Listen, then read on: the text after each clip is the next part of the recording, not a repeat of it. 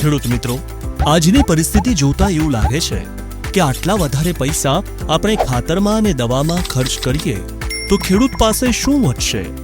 આવું કહેવાનું કારણ એક જ છે, કેમ કે ભારત દેશનો કિસાન ખાતર કાં તો દવા છાંટવામાં પાછળ બિલકુલ નથી પડતો, પણ ખરેખર તમે આપેલી દવાનો અને ખાતરનો પૂરેપૂરો લાભ તમારા પાકને મળે છે કે નહીં એના ઉપર આપણું ધ્યાન નથી.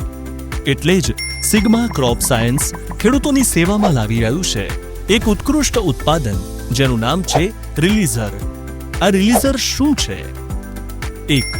રિલીઝર વાપરવાથી જમીન પોચી થાય છે. 2. રિલીઝર વાપરવાથી જમીનમાં પડી રહેલા મોટા ઢેપા સૂક્ષ્મ માટીમાં રૂપાંતરિત થાય છે, જેનાથી સજીવ કાર્બન અને સૂક્ષ્મ જીવોને વધવામાં ઘણો ફાયદો મળે છે. 3. જમીનમાં ફિક્સ થયેલા ફોસ્ફરસ યુક્ત અન્નદ્રવ્યોને છોડને ઉપલબ્ધ કરાવે છે. 4. કેલ્શિયમ અને ફોસ્ફરસ યુક્ત ખાતરને જમીનમાં ફિક્સ થવાથી બચાવે છે. 5. રિલીઝર વાપરવાથી ઓછા ખર્ચે સારું ઉત્પાદન મળવાની શક્યતા વધી જાય છે. 6. ખેડૂતોનો અનુભવ એવું કહે છે કે રિલીઝર વાપરવાથી જમીનમાં પડી રહેલા અને ફિક્સ થયેલા બધા ન્યુટ્રિયન્ટ રિલીઝ થઈને ઓછા ખર્ચમાં સારી ખેતી પાકે છે અને જમીન સુપીક બને છે. 7.